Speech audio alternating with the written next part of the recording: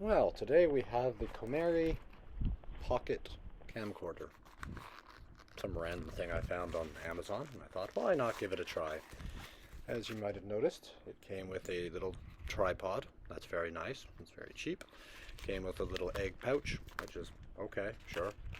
And it also came with a lanyard. Of course, the thing has no software stabilization, so using the lanyard is probably going to result in some very, very shaky footage.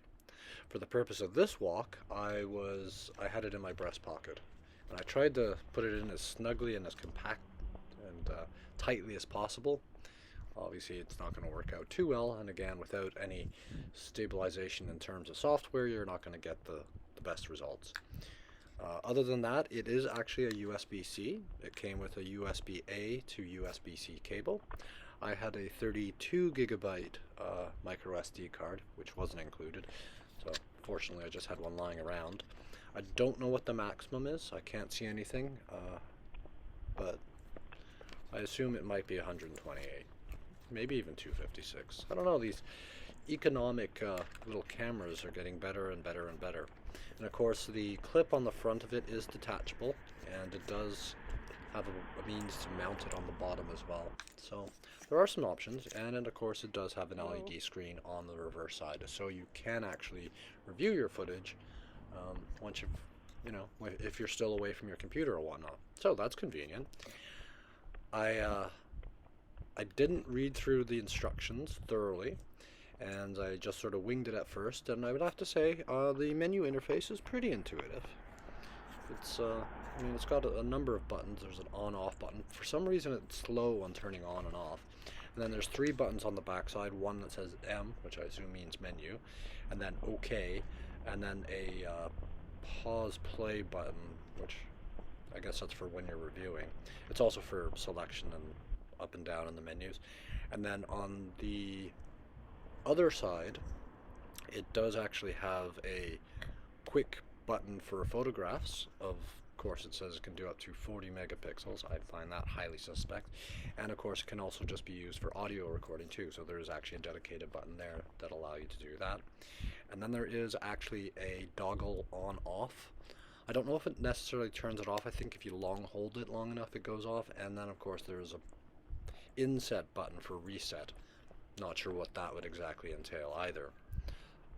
It also does have lights on the camera facing portions, so it can be used in the night, and it does have, I guess, what can be considered somewhat night vision. I wouldn't exactly say that for sure. I've only just played with it in the basement here and noticed that it did seem okay. It's your typical black and white image. In terms of the video quality, supposedly it can do 1440. I don't know.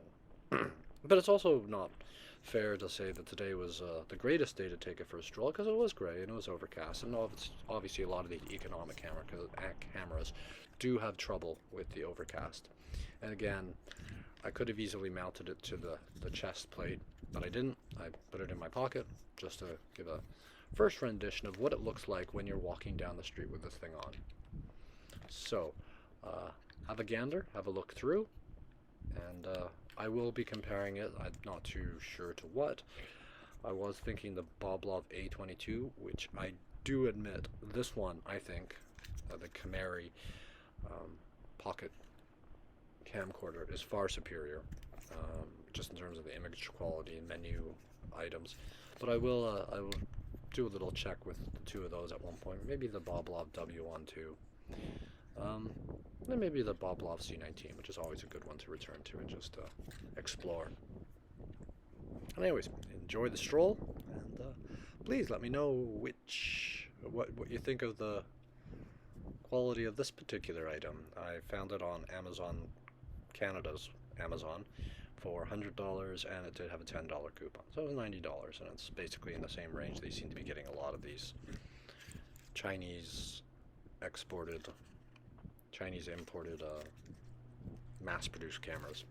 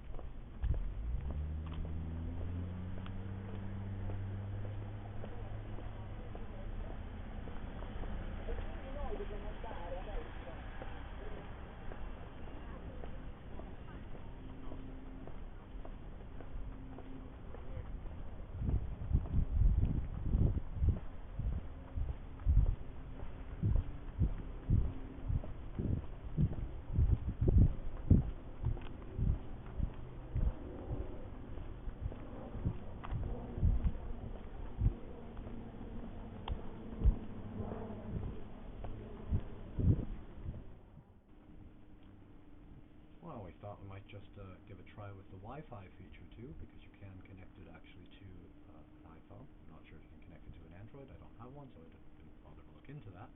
But you can definitely connect the camera to an iPhone through the Wi-Fi and actually control the features of the camera from your phone. So that's kind of neat.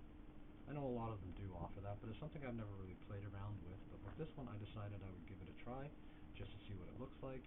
And the other thing I'm also going to do is I'll just record what it looks like when you're looking at that back video display, that you can actually see what you filmed on the device itself. Yeah, so there are definitely some attributes about this one that I find pretty interesting. And again, the odd thing is, with so many of them, there's no branding. There's no branding on the box, there's no branding on the instructions, there's no branding on the camera. I mean, it says on Amazon's website that it's from Comeri, but I looked up Comeri and I can't seem to find any mention of them anywhere either, so don't know. Interesting.